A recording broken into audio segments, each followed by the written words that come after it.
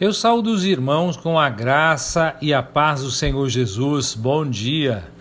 Amados, hoje entramos no 21º dia de exposição do livro do profeta Isaías. Aqui com vocês, o professor Fábio Machado. E hoje estarei expondo do capítulo 61 até o capítulo 63. No capítulo 61, versos 1 e 2, aquele descrito aqui é o ungido de Deus. Aqui a majestade do Espírito é revelada. Ele é o Espírito do soberano Senhor Yahvé. E é o soberano Senhor Yahvé que agirá direta e pessoalmente por meio dele, porque o ungiu para uma tarefa muito especial: ser um pregador das boas novas aos pobres, consolar-os de coração quebrantado, proclamar que os cativos e prisioneiros serão libertos, consolar os que choram, apregoar o ano aceitável do Senhor e o dia da vingança do nosso Deus. No verso 3, ele trará sua transformação de luto e choro em alegria total. Os homens colocam cinzas em si mesmos quando desejam demonstrar sua total miséria e desespero. Eles colocam grinaldas em si mesmos ou nos outros quando desejam expressar felicidade e regozijo. O ungido removerá as cinzas do luto e as substituirá por uma coroa de guirlanda cheia de alegria. Eles serão elevados de seu estado de miséria e abatimento, no qual estão espiritualmente nus, para serem totalmente vestidos, conforme expresso em louvor, adoração e contentamento. Assim, os servos de Deus devem ser como árvores poderosas, carvalhos, plantadas por ele, firmemente estabelecidas, permanentes, um testemunho para a glória de Deus. No verso 4, a imagem é de restauração total. Nada ficará desperdiçado, nada permanecerá desolado. Séculos de devastação serão restaurados, tudo ficará perfeito. Todo o trabalho destrutivo do homem será corrigido. Nos versos 5 e 6, a imagem muda de edifício para ministério. Agora é uma imagem do povo de Deus, libertado do mundo, para que possam servir a Yahvé. O fato de isso incluir alguns dentre as nações que se uniram a Israel é revelado, como nós veremos, lá no capítulo 66, verso 21. O verdadeiro povo de Deus deve ser sacerdote para as nações. Outros povos cuidarão das coisas seculares, como a alimentação dos rebanhos, a lavoura nos campos, o preparo das vinhas. Mas seu povo concentrará seus esforços em ministrar a todos os homens em seu nome. E das nações eles receberão seus dízimos, sua porção da riqueza delas. E eles terão muito orgulho do progresso das nações em direção à glória. No verso 7, eles haviam experimentado vergonha e confusão, mas no futuro, aqueles que são seu verdadeiro povo, em vez de se envergonharem, receberão uma porção dobrada de bênçãos. Em vez de confusão, eles se alegrarão com o que Deus lhes concedeu, eles terão o dobro do que era deles antes. Nos versos 8 e 9, agora é o próprio Yahvé quem está falando. Tudo o que foi descrito deve ser assim, porque Deus está determinado a produzir um mundo de acordo com seus desejos, um mundo de justiça, honestidade e verdade. Ele é aquele que ama a verdadeira justiça e, portanto, a fará. Ele dará ao seu povo recompensa em verdade. Recompensa significa recompensa pelo trabalho, e então dar o que é devido. E ele fará com eles um pacto, que é eterno. Sua semente será conhecida entre as nações, e a sua descendência entre os povos. Todos os que os virem os reconhecerão, que eles são a semente que o Senhor abençoou. A promessa de Deus para os seus continua, como aqueles que vieram na verdade. Ele fará sua aliança eterna que garantirá seu reconhecimento como povo de Deus aos olhos das nações. Dos versos 10 e 11, mais uma vez temos a mudança repentina de pessoa. Alguns sugerem a nação de Israel, outros o profeta como seu porta-voz. Mas o que importa é que, seja quem for, a alegria toma conta de seu coração, porque o Senhor a vestiu com vestes de salvação e a cobriu com um manto de justiça, como um noivo com vestes de casamento e uma noiva adornando-se com joias. Assim, ela foi revestida com a justiça imputada por Deus e adornada com sua graça, como um casal de noivos adornados para o casamento. E o motivo desse regozijo, dessa alegria, é que assim como a terra faz nascer o que é semeado, o Senhor faria nascer, brotar a justiça e o louvor entre as nações.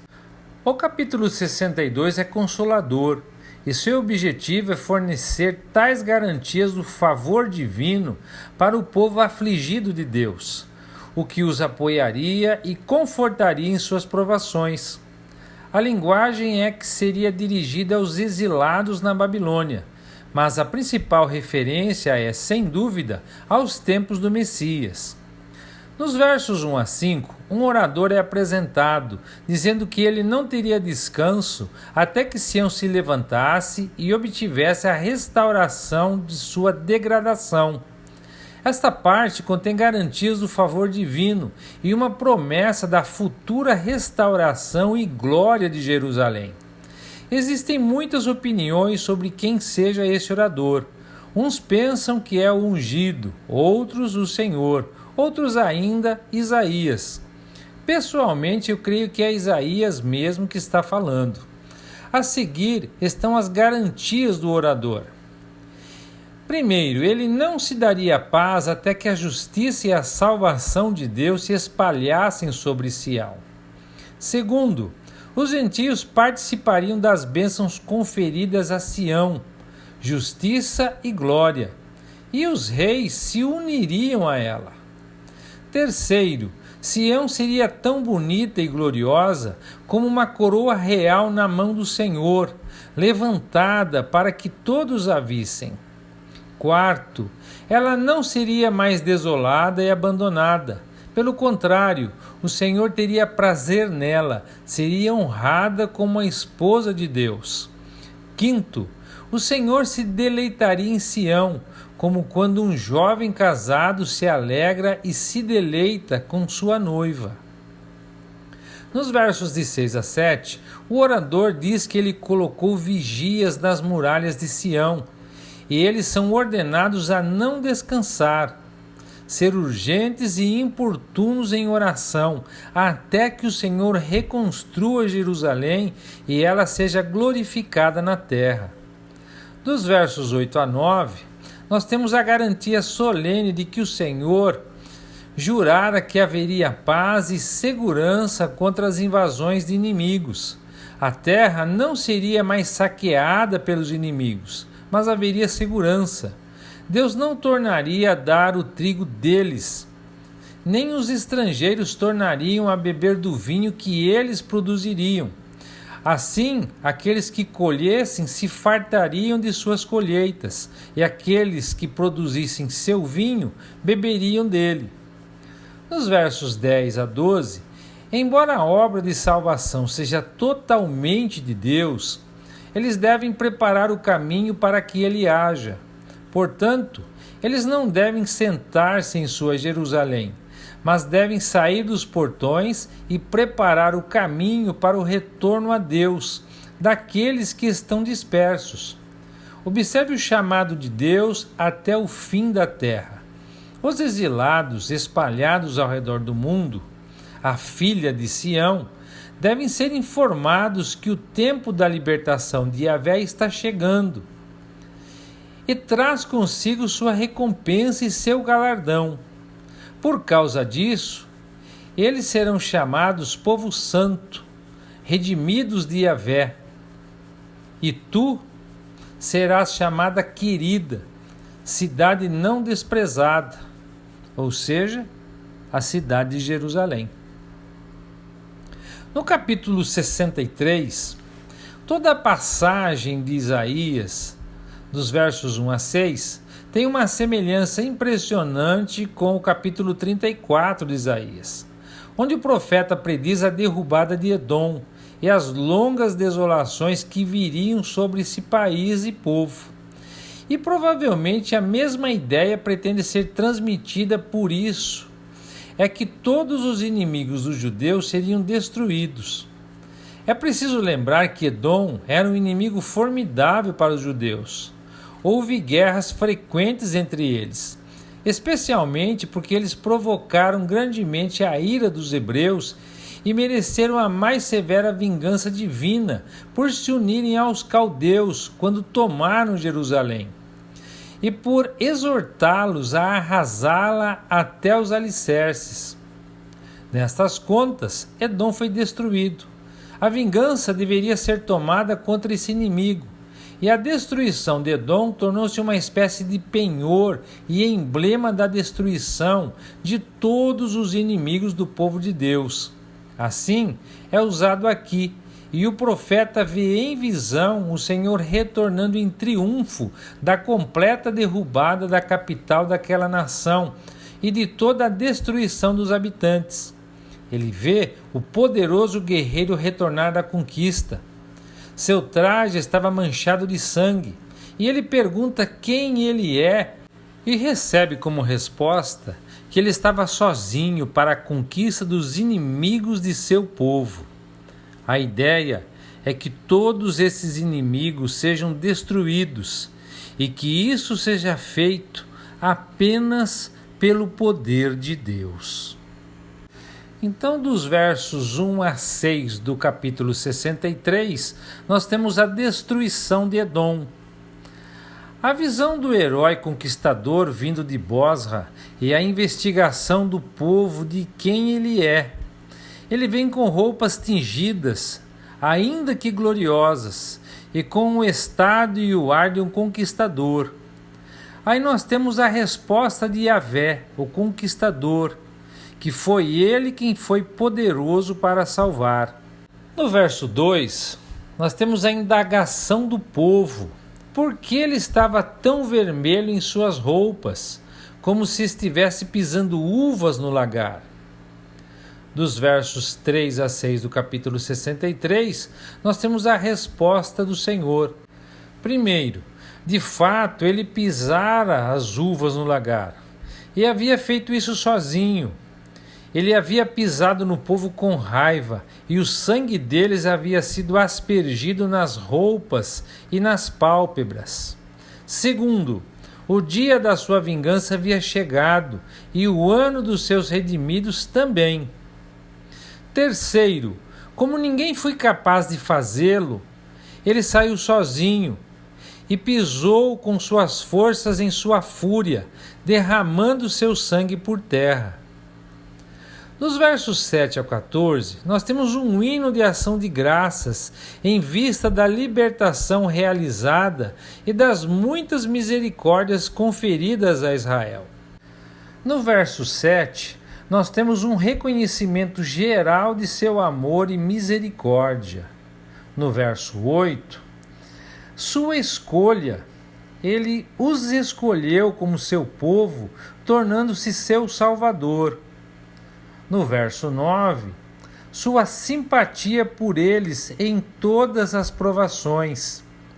Em seu amor e misericórdia, o Senhor os resgatou, carregou e os salvou. No verso 10, mas em vez de responderem com gratidão, eles se rebelaram contra ele. Eles entristeceram seu Espírito Santo, e isso a tal ponto que ele se tornou seu inimigo e lutou contra eles, permitindo que os inimigos triunfassem sobre eles. Nos versos 11 a 14, Isaías busca, por meio de uma série de perguntas, lembrar a Deus de todas as vezes em que ele havia se lembrado de Moisés e seu povo, e de tudo o que ele havia feito por eles. E como, tendo regularmente se entristecido e se tornado seu inimigo, então ele lembrou-se e agiu novamente em seu nome. Seu apelo é que Deus continue agindo assim, para que não abandone seu povo por quem tanto fez. Ele enfatiza que, como o gado que desce para o vale, o Espírito de Yahvé os fez descansar. Quando eles chegaram a Canaã, foi ele quem fez com que eles pudessem descansar e pastar como gado solto em um vale fértil, quieto e contente. Esse descanso foi concedido por causa do Espírito de Yahvé, trabalhando como seu pastor e protetor. No verso 15, Isaías aponta que agora, em contraste com o que ele fez antes, a atividade de Yahvé para com eles parece ter cessado. Que o Senhor olhe de sua morada e considere: onde agora está a evidência de seu zelo? Onde agora seus atos poderosos estão sendo revelados? Seu anseio e amor por eles e sua grande compaixão parecem não estar mais fluindo. Ele parece estar restringindo até mesmo sua relação com ele, que era seu profeta. No verso 16, então ele finalmente lembra a Deus o que ele revelou ser. Deus está limitado, não pelo que deve ao seu povo, mas pelo que ele mesmo é. Porque o Senhor, em sua graça, revelou-se como seu Pai. Quando ele veio para libertar seu povo sob Moisés, afirmou que Israel era seu filho, o seu primogênito. Nos versos 17 e 18, mas em vez disso, Yahvé parece estar conduzindo uma situação em que eles estão se desviando dos seus caminhos e endurecendo o coração para que não o temam mais. Então, o profeta clama a Deus para que ele volte por amor dos seus servos e das suas tribos, que são sua possessão. Pois o seu povo possuiu a terra por pouco tempo, e seus inimigos profanaram seu santuário. E eles se tornaram como um povo abandonado, comparável a qualquer das nações, que nunca tiveram um relacionamento especial com o Senhor. E assim, amados, nós concluímos a exposição de hoje. Edom, ou Esaú, foi a semente de Abraão e Isaque, que saiu da linha da promessa, porque rejeitou o seu direito de primogenitura, cedendo-o a Jacó. Ele teve todas as oportunidades de permanecer com a comunidade da aliança, mas decidiu virar as costas e abandoná-la. Ele era, portanto, uma representação de todos aqueles que deram as costas à aliança e às promessas de Deus.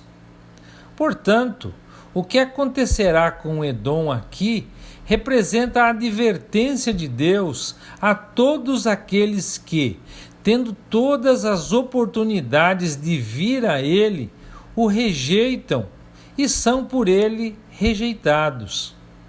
Edom sempre foi especialmente favorecido do ponto de vista da conversão, como a tribo irmã. O caminho para Deus estava aberto para eles, mas eles recusaram. O caminho de Deus está aberto para todos. Você já recebeu Jesus como seu único Salvador?